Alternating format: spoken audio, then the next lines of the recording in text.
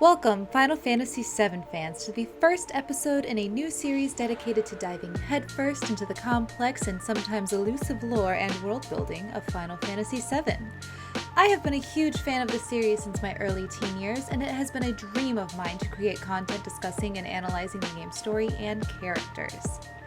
As a general rule, I tend to focus most of my analysis on the text of the main game, given that the compilation has retconned many of the original game's events. Also, I just tend to think the rest of the compilation is rather sloppy, but that's another point for another time. Without further ado, let us begin by discussing the origins and childhood of our most beloved villain, Sephiroth.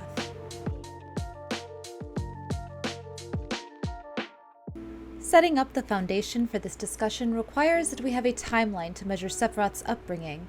I think it's important to be able to measure Sephiroth's age relative to major events within the story, namely the Wutai War, of which he grew to fame, and the Nibelheim incident. Purely based on media Square has provided official English translations for, sources get rather limited. Reading the second volume in the Final Fantasy Ultimania archive, Sephiroth's age as of the main events of Final Fantasy VII is listed at roughly 25 years old.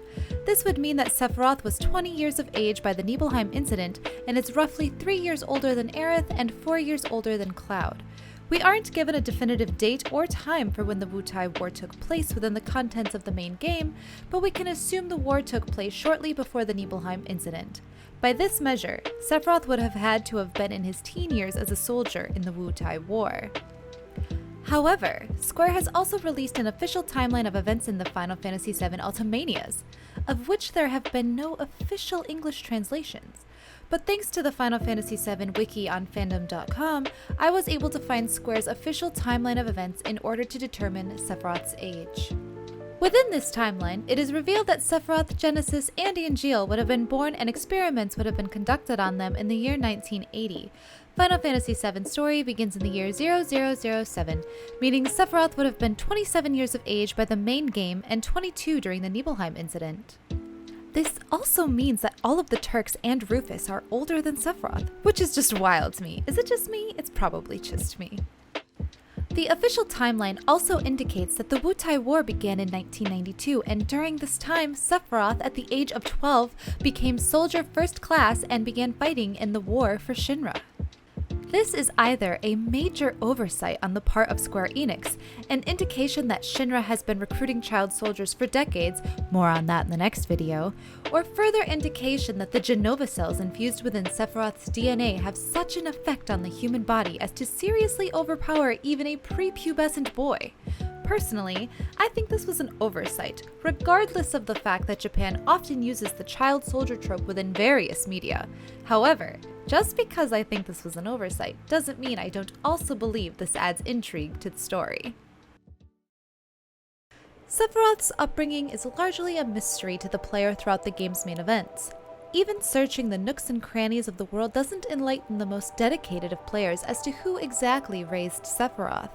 The only thing for certain is that Lucrezia, his birth mother, has had little to no interaction with him, and that he was told his mother was named Genova.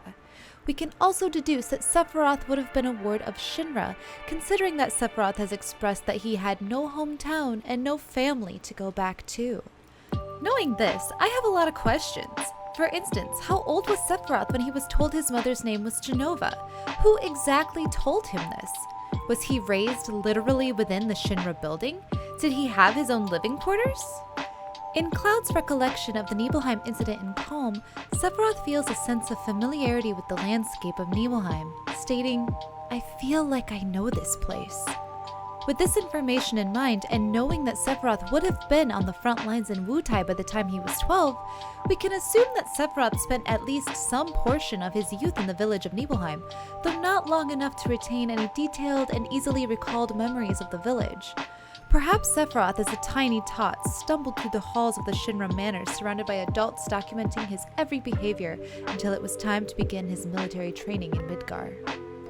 As it pertains to parentage, we might assume Professor Hojo took on the duty of guardianship, but I doubt so directly as, despite being Sephiroth's biological father, Sephiroth is completely unaware. The greatest irony is that Sephiroth has little to no respect for Hojo as a scientist, perhaps not even as a person.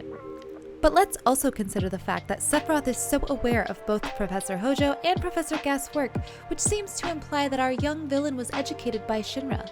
Likely, Sephiroth would have been fed a revisionist account of Shinra's history and impact on Gaia, and I think it's safe to assume that Sephiroth's training in combat would have taken precedence over most other subjects. He was, after all, designed to be the perfect super soldier.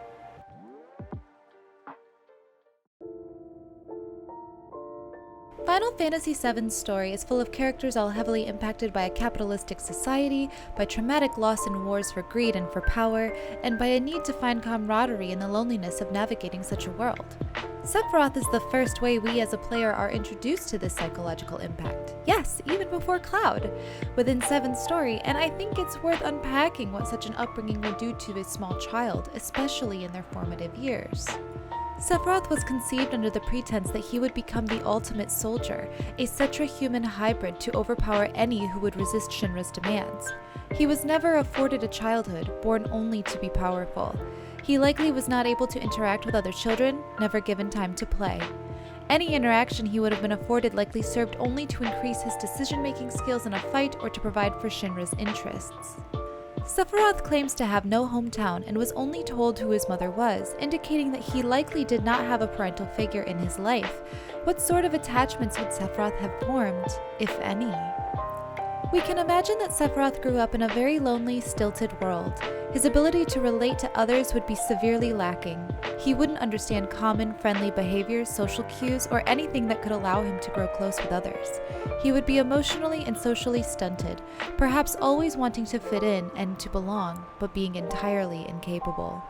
With this in mind, does it not make complete sense that he should cling to the notion that he is the descendant of an alien life form? His whole life he would have been othered, whether he was seen as intimidating or amazing, and perhaps would never understand why.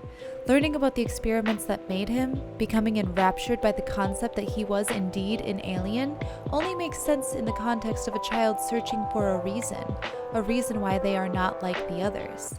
Sephiroth was special. Sephiroth did not belong because he was never supposed to.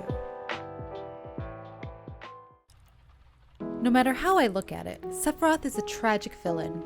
He was created for the benefit of a hyper-capitalistic power company with roots in weapons manufacturing, designed to be the ultimate soldier.